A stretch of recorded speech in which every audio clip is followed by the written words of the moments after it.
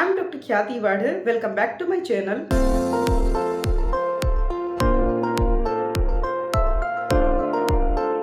Business Communication subject, new course, common format for all types of business letters. હવે આ business letters લખવા કઈ રીતે, તો અહીંયા મેં કોમન ફોર્મેટ બનાવ્યું છે. તો કોમન ફોર્મેટની અંદર એડ્રેસ લાઇન, ડેટની લાઇન, રિસીવર્સ એડ્રેસ, પેરેગ્રાફ્સ અને કોમ્પ્લિમેન્ટરી ક્લોઝ ક્યાં લખવું, કેવી રીતે લખવું અને કઈ કઈ વસ્તુમાં શું શું લખવાનું છે. તો એક કોમન બિઝનેસ લેટરનું ફોર્મેટ છે, જે તમારે ઇન્ક્વાયરી લેટર હોય, ઓર્ડર લેટર હોય, કમ્પ્લેન લેટર હોય, એડજસ્ટમેન્ટ લેટર હોય, કલેક્શન લેટર હોય, કોઈ પણ પ્રકારના લેટર હોય તો તમારે આ કોમન ફોર્મેટ છે ફોલો કરવાનું છે. તો ચલો સ્ટાર્ટ કરીએ છીએ. સૌથી પહેલાં આપણે જોઈએ છે how to write all types of business letters. તમારે બધા જ પ્રકારના બિઝનેસ લેટર્સ લખવા છે તો એનું ફોર્મેટ કેવું રહેશે. તો સૌથી પહેલાં તમે જોઈ શકો છો રાઇટર્સ એડ્રેસ. રાઇટરનું એડ્રેસ છે એ સેન્ટરમાં લખવાનું રહેશે. એમાં રાઇટરની અથવા તો ડીલરની કે કંપનીનું નામ કે જે વ્યક્તિ પોતે લેટર લખે છે તો એનું જે નામ છે એ સેન્ટરમાં ફર્સ્ટ લાઇનમાં કેપિટલ લેટર્સમાં રહેશે. જેમ કે અહીંયા લખ્યું છે રાઠોડ હોમ એપ્લાયન્સ સ્ટોર. ત્યાર પછી તમારે બે લાઇનમાં એડ્રેસ લખવાનું છે, opposite bus station mall road. તો બસ સ્ટેશન પછી કોમા અને મોલ રોડ પછી પણ કોમા કરવાનું છે. અહીંયા મેં મોલ રોડ મનાલીનું એડ્રેસ આપ્યું છે, તમે આના બદલે કોઈ પણ સિટીનું એડ્રેસ આપી શકો છો. મનાલી પછી કૌંસમાં તમારે સ્ટેટ બતાવવાનું છે અને એના પિનકોડ આપવાના છે. એક્ઝામમાં તમે જે લેટર્સ લખો છો એ એકદમ સેમ્પલ લેટર હોય છે, એટલે તમે કોઈ પણ પિનકોડ 6 આંકડાનો બતાવી દેશો ચાલશે. ત્યાં કોઈ વસ્તુ વેરીફાઈ નથી કરતા કે ગૂગલ પર કોઈ ચેક નહીં કરે કે આ સિટીનો જ પિનકોડ છે. બસ પિનકોડ લખવો જરૂરી છે, તો તમે કોઈ પણ પિનકોડ લખી શકો છો. બીજું છે ત્યાર પછી આવે છે કોન્ટેક્ટ નંબર કે ફેક્સ નંબર. હવે જે વ્યક્તિ પોતે આ પોતાનું એડ્રેસ જે છે એમાં પોતાના કોન્ટેક્ટ નંબર મૂકે છે, તો કોન્ટેક્ટ નંબર એટલે કે લેન્ડલાઇન નંબર, અને લેન્ડલાઇન નંબર જે હોય એ જ ફેક્સ નંબર હોય છે. જો તમે contact number oblique fax number લખો છો તો તમારે કોડ અને બાજુમાં 6 to 7 ડિજિટનો એક લેન્ડલાઇન નંબર આપવો પડશે. અને કોડ તમે કોઈ પણ તમારી રીતે 3 થી 4 આંકડાનો બનાવી શકો છો. પણ તમારે અહીંયા કોન્ટેક્ટ નંબર કે ફેક્સ નંબર નથી લખવું તો તમે એમ પણ લખી શકો છો, જસ્ટ કોન્ટેક્ટ નંબર લખો કાં તો પછી મોબાઈલ નંબર લખો અને સીધા તમે 10 ડિજિટના મોબાઈલ નંબર પણ લખી શકો છો.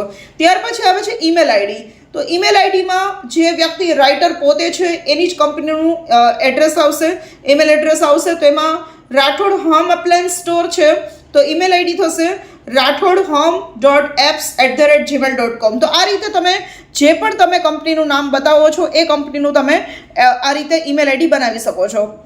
વેબસાઇટ પણ એ રીતે જ કરવાની છે, www.rathod.homeapps.com. તો આ રીતે ઈમેલ એડ્રેસ અને વેબસાઇટ અને કોન્ટેક્ટ નંબર તમારે 3 વસ્તુ આપવાની છે. ઘણી બધી તમે કૌટિલ્યસ કે બીજા કોઈ રેફરન્સ બુક્સ કે તમે જો કદાચ વાંચેલી હોય તો એમાં તમે જોઈ શકો છો કે કોન્ટેક્ટ નંબર, ઈમેલ આઈડી કે વેબસાઇટ આપેલું નથી હોતું. તો અહીંયા આપણે શું કામ આપ્યું છે, જો વિદ્યાર્થીઓ સારા માર્ક્સ મેળવવા હોય તો થોડી એક્સ્ટ્રા ડિટેલ્સ એડ કરવી જરૂરી છે. અને લેટર્સ 10 માર્કનો છે અને એમાંથી મેક્સિમમ આપણને 8 કે 9 માર્ક્સ આવે એવું જો તમે ઈચ્છતા હોય તો આ ડિટેલ્સ આપણે એડ કરી દેવાની છે. કેમ કે અત્યારે જે રિયલ બિઝનેસ લેટર્સ લખાય છે એમાં એક લેટર હેડ હોય છે અને આ લેટર હેડમાં આ ડિટેલ્સ એડ ઓલરેડી થયેલી હોય છે જે કંપની પોતાના લેટર હેડ છપાવતી હોય એમાં. તો અત્યારે આપણે પણ બિઝનેસ લેટર્સમાં આ ડિટેલ્સ એડ કરવાની છે, કેમ કે આપણે પણ કોઈ પણ વ્યક્તિ નથી ઈચ્છતી કે એને 10માંથી 3 કે 4 માર્ક્સ આવે. દરેક વ્યક્તિ એવું જ ઈચ્છે છે કે જેટલી ડિટેલ્સ જરૂરી છે એટલી એડ કરીએ અને સારા માર્ક્સ મેળવીએ. ત્યાર પછી નેક્સ્ટ તમે જોજો જમણી બાજુએ ડેટ આવશે. ડેટનું ફોર્મેટ તમારે આ રીતે લખવાનું છે 21 May 2023.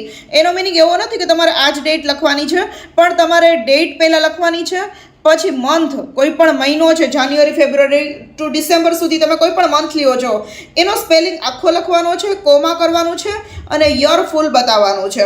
તો આ રીતે તમારે ડેટ લખવાની થશે. ત્યાર પછી નીચે આવો તો રિસીવર્સ એડ્રેસ એ ડાબી બાજુ લખવાનું થશે. જે વ્યક્તિને તમે લેટર મોકલો છો, જે વ્યક્તિ તમારો લેટર રિસીવ કરવાની છે એને રિસીવર કહેવાય છે. તો એ રિસીવરનું એડ્રેસ છે ડાબી બાજુ આવશે. તો એમાં છે the manager messrs Choksi brothers ટુ બી આથવા લાઇન્સ લુધિયાણા. હવે અહીંયા જ્યારે તમે રિસીવરનું એડ્રેસ લખો છો તો એમાં ધ મેનેજર લખો છો, પછી એક લાઇનમાં એની કંપનીનું એડ્રેસ લખો છો, કંપનીનું નામ આવશે અને પછી એક લાઇનમાં કંપનીનું એડ્રેસ આવશે અને સિટીનું નામ આવશે. સિટીનું નામ પછી ફૂલ સ્ટોપ કરવાનું છે, કોઈ પિનકોડ, કોઈ મોબાઈલ નંબર, કોઈ ઈમેલ આઈડી અહીંયા કંઈ જ લખવાનું થશે નહીં. તો આ રીતે તમારે રિસીવરનું એડ્રેસ માત્ર 3 થી 4 લાઇનમાં થશે. પહેલાં તો ટુ ધ મેનેજર, અથવા તો ટુ ન એડ કરો તો ખાલી ધ મેનેજર કરો તો પણ ચાલે. કંપનીનું નામ, એક લાઇનમાં એડ્રેસ અને સિટીનું નામ, બસ ધેટ્સ ઇટ. તમારું રિસીવરનું એડ્રેસ કમ્પ્લીટ થઈ ગયું છે. બીજું કે વિદ્યાર્થીઓ, ઘણી વખત તમને લેટેસ્ટની ઇન્સ્ટ્રક્શન્સ મળે છે, એમાં રાઇટરનું એડ્રેસ અને રિસીવરનું એડ્રેસ આપેલું હોય છે, મીન્સ કે સિટી કાં તો કંપનીનું નામ આપેલું હોય છે. ક્યારેક બેમાંથી એકનું આપેલું હોય અને ક્યારેક બંનેનું આપેલું હોય ને ક્યારેક બંનેનું ન આપેલું હોય. તો એમાં તમારે શું કરવાનું છે કે તમારે કોઈ પણ બે કંપનીના નામ અથવા તો બે કોઈ પણ એડ્રેસ છે એ એક્ઝામ દેવા જાઓ તો તૈયાર કરીને જ જવાના છે. ત્યાં જો તમને એડ્રેસ આપેલું નથી તો મોસ્ટલી લેટર્સમાં એડ્રેસ આપેલું નથી હોતું, માત્ર તમને કહી દેશે કે કયા પ્રોડક્ટનું શું પ્રોબ્લેમ છે ને શેના ઉપર તમારે લેટર લખવાનું છે. તો જો તમે કંપનીના નામ અને એડ્રેસ છે તૈયાર કરીને ગયા હોય તો સીધા તમારે આ રીતે લખી દેવાના રહેશે. અને એડ્રેસ કઈ રીતે લખવું એ આપણે બંને ફોર્મેટમાં જોઈ લીધું છે. રાઇટર્સ એડ્રેસમાં શું લખવું અને રિસીવર્સ એડ્રેસમાં શું લખવું. તો રાઇટરનું એડ્રેસ સેન્ટરમાં આવશે, ડેટ રાઇટ સાઈડ જમણી બાજુ આવશે, રિસીવર્સ એડ્રેસ ડાબી બાજુ આવશે. રિસીવરના એડ્રેસમાં કંપનીની જે વ્યક્તિને લેટર મોકલીએ છીએ એની પોસ્ટ એટલે કે ધ મેનેજર, કંપનીનું નામ મેસર ચોકસી બ્રધર્સ, પછી કંપનીની એક એડ્રેસ ટુ બી અથવા લાઇન્સ અને સિટી. તો આ રીતે તમારે 4 લાઇનમાં જ લખવાનું રહેશે. ત્યાર પછી નીચે તમે જોશો કે સબ્જેક્ટ લાઇન આવે છે. તો સબ્જેક્ટ લાઇન જે છે એ છે your complain letter for damage goods. અહીંયા મેં કોમન ફોર્મેટ બતાવવા માટે કમ્પ્લેન લેટર એક મૂકેલો છે કે સબ્જેક્ટ તમારે કઈ રીતે લખવાનું છે. તો સબ્જેક્ટ પછી ડોટ કરી આ રીતે કોલન કરી અને અંડરલાઇન કરીને તમારે સબ્જેક્ટ લખવાનો છે. જો તમને કમ્પ્લેન લેટર પૂછે તો તમે લખી શકો your complain letter for damage goods. તમે કદાચ ડીલે ઇન ગુડ્સ હોય તો પણ તમે લખી શકો છો. આ રીતે યોર કમ્પ્લેન લેટર ફોર કરીને તમે જે પણ પ્રોબ્લેમ હોય એ લખી શકો છો. તો સબ્જેક્ટ લાઇન સેન્ટરમાં આવશે. ત્યાર પછી આવશે સેલ્યુટેશન. સેલ્યુટેશન એટલે કે જે વ્યક્તિને આપણે લેટર લખીએ છીએ તો એને રિસ્પેક્ટ કરવા માટે તમે રિસ્પેક્ટેડ સર ઓબ્લિક મેમ અને કોમા આ રીતે તમારે સેલ્યુટેશન લખવાનું થશે.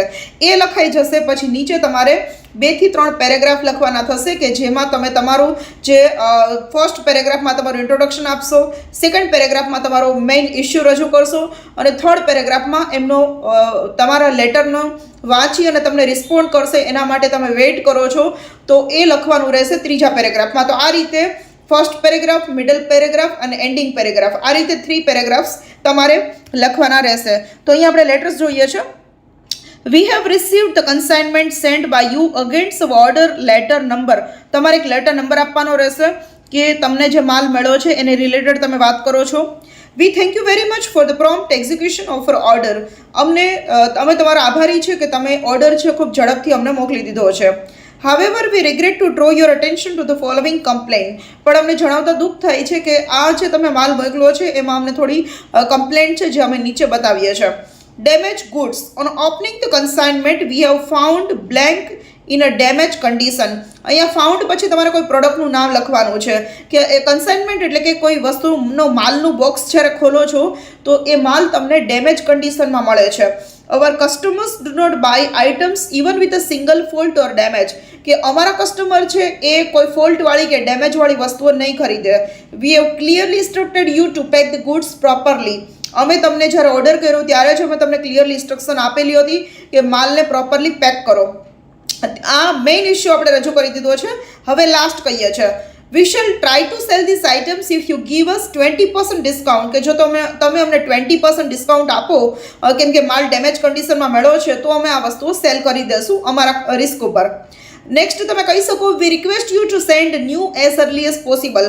આના બદલે તમે એમ પણ કહી શકો કે તમે આ માલ છે એ રિપ્લેસ કરી દો, અમને નવો માલ પાછો આપી દો અને ઓલ્ડ જે કન્સાઇનમેન્ટ છે એટલે કે જૂનો તમને માલ મળ્યો છે ડેમેજ કન્ડિશનમાં એ રિટર્ન કરી દો. જેમ કે આપણે ઓનલાઈન શોપિંગ સાઇટ ઉપર કોઈ પ્રોડક્ટ ખરાબ આવે છે તો આપણે રિટર્ન કરી દઈએ છીએ અને રિફંડ માંગી લઈએ છીએ કાં તો રિપ્લેસ કરાવીએ છીએ. રિપ્લેસ કરાવવું એટલે આપણે આ પ્રોડક્ટ મોકલી દઈએ, એ લોકો બીજું સેમ પ્રોડક્ટ આપણને મોકલે અને જો આપણે પ્રોડક્ટ જોઈતું જ ન હોય, ક્વોલિટી સારી ન હોય તો આપણે રિટર્ન કરી દઈએ છીએ એટલે આપણને અકાઉન્ટમાં રિફંડ 3 થી 4 બિઝનેસ ડેઝમાં મળી જતું હોય છે. તો આ 3માંથી તમારે કોઈ પણ એક વસ્તુ લખવાની રહેશે. ત્રીજું એ છે we want to cancel our order and want refund. કે અમારે અમારો ઓર્ડર કેન્સલ કરી દેવો છે અને હવે અમે નેક્સ્ટ ટાઈમ તમારી પાસેથી કોઈ ડિલિવરી લેવા નથી માગતા અને અમને રિફંડ જોઈએ છે જે પ્રોડક્ટ માટે અમે તમને પૈસા આપ્યા છે. We wait for your prompt and favourable reply. અમે આશા રાખીએ છીએ કે તમે ઝડપથી અને યોગ્ય રિપ્લાય કરશો અમને. Thank you. આ લેટર 3 પેરેગ્રાફમાં પૂરું થઈ જશે. પછી જમણી બાજુ તમે જોઈ શકો કોમ્પ્લિમેન્ટરી ક્લોઝ. કોમ્પ્લિમેન્ટરી ક્લોઝ તમે દરેક પ્રકારના લેટર્સમાં જોતા હશો કે લેટર કમ્પ્લીટ થાય ત્યારે આપણે એક નીચે લખવાનું હોય છે કે yours faithfully, yours ઓબેડિયન્ટ, truly yours. ગુજરાતીમાં આપણે લખતા કે તમારો વિશ્વાસુ, આપનો વિશ્વાસુ, આ બધું લખીએ છીએ કે લેટર આપણે એન્ડ કરીએ છીએ અને લેટર લખનાર વ્યક્તિનું આપણે નામ નીચે લખીએ છીએ. તો આ રીતે તમારે yours faithfully, yours ઓબેડિયન્ટ, truly yours આ રીતે લખવાનું રહેશે. પણ મેઇન ઇમ્પોર્ટન્ટ વસ્તુ એ કે તમે જોઈ શકો છો કે યોર્સ ફેથફુલીમાં વાય, પહેલો વાય કેપિટલ છે, બીજા બધા જ લેટર સ્મોલ છે. એટલે કે વાય છે પહેલી એબીસીડીમાં છે, બીજા બધા લેટર તમારે સેકન્ડ એબીસીડીમાં કરવાના છે. જો કર્સિવમાં કરો છો તો વાય છે થર્ડ એબીસીડીમાં આવશે, બીજા બધા લેટર ફોર્થ એબીસીડીમાં આવશે. એટલે કે તમારે વાય કેપિટલ કરવાનો છે, બીજા વચ્ચે કોઈ લેટર કેપિટલ કરવાના નથી. ફેથફુલીનો એફ પણ કેપિટલ કરવાનો નથી. આ ખાસ યાદ રાખજો વિદ્યાર્થીઓ, કેમ કે અમે લોકો પેપર યુનિવર્સિટીમાં જોઈએ છીએ અને જે ટીચર્સ હોય છે આવી નાની નાની વસ્તુઓના પણ માર્ક્સ કટ કરતા હોય તો તમારો 1-2 માર્ક્સ કટ ન થાય એના માટે હું તમને કાળજીપૂર્વક કહું છું કે આ જ રીતે તમે લેટરનું ફોર્મેટ ફોલો કરજો. યોર્સ ફેથફુલી કમ્પ્લીટ થઈ જશે. પછી પાછળ કોમા છે, નીચે તમારું નેમ અને સરનેમ લખવાનું છે અને તમારું સિટી આપવાનું છે. અહીંયા તમારું લેટર કમ્પ્લીટ થઈ જશે. તો મને આશા છે કે તમને લોકોને આઈડિયા આવી ગયો હશે કે તમારે બિઝનેસ લેટર છે તો એનું કોમન ફોર્મેટ શું રહેશે અને તમારે કઈ રીતે લેટર લખવાનો થશે. ફરી વખત આપણે રિવાઇઝ કરી લઈએ છીએ કે સૌથી પહેલાં રાઇટરનું એડ્રેસ સેન્ટરમાં આવશે, ડેટ જમણી બાજુ આવશે, રિસીવરનું એડ્રેસ ડાબી બાજુ આવશે, સબ્જેક્ટ લાઇન સેન્ટરમાં આવશે, સેલ્યુટેશન છે એ લેફ્ટ સાઈડ આવશે, ત્યાર પછી 3 પેરેગ્રાફ્સ રહેશે અને નીચે કોમ્પ્લિમેન્ટરી ક્લોઝ લેટરના રાઇટ સાઈડ એટલે કે જમણી બાજુ રહેશે. તો આ કોમન ફોર્મેટ જો તમે ફોલો કરશો 3 પ્રકારના લેટરમાં તો તમને લોકોને તમે ધાર્યા કરતાં ખૂબ સારા માર્ક્સ મળશે. અને જો આ બિઝનેસ લેટરના ફોર્મેટ રિલેટેડ કોઈ પણ તમને ક્વેરી હોય તો તમે મને નીચે કોમેન્ટ સેક્શનમાં કહી શકો છો. બીજો કોઈ વિડીયો સારો લાગ્યો હોય તો આ વિડીયોને લાઇક કરી દેજો, તમારા ફ્રેન્ડ સાથે શેર કરજો, ચેનલને સબસ્ક્રાઇબ કરી અને બેલ આઇકન પ્રેસ કરી દેજો જેથી કરીને આવનારા સેમેસ્ટરમાં નવા જે વિડીયોઝ આવે એનું નોટિફિકેશન તમને મળતું રહે. બીજું કે મારી યુટ્યુબ ચેનલ ડૉક્ટર ખ્યાતિ વાઢેર પર હું શોર્ટ્સ મૂકું છું જેમાં ઇંગ્લિશ ગ્રામર, સ્પોકન ઇંગ્લિશને રિલેટેડ શોર્ટ્સ હોય છે. તો જ્યારે પણ તમારી એક્ઝામ પૂરી થાય અને ફ્રી થાવ તો ત્યારે તમે સ્પોકન ઇંગ્લિશ શીખવા માટે જો રસ ધરાવતા હોય તો વિડીયોઝ જોજો. તમને લોકોને તમારું ઇંગ્લિશ ગ્રામર પ્લસ તમારું સ્પોકન ઇંગ્લિશ છે એ ઘણું બધું ઇમ્પ્રૂવ થશે. બીજું કે તમે મને સોશિયલ મીડિયા પર ફોલો કરવા માગતા હોય તો ડિસ્ક્રિપ્શનમાં મેં લિંક આપેલી છે, તો તમે મને ફેસબુક, ઇન્સ્ટાગ્રામ કે ટ્વિટર પર ફોલો કરી શકો છો. તો અત્યારે આપણે આ લેક્ચર અહીંયા જ એન્ડ કરીએ છીએ. હવે મળશું આપણે નેક્સ્ટ વિડીયો લેક્ચરની અંદર. Thank you all, thank you everyone.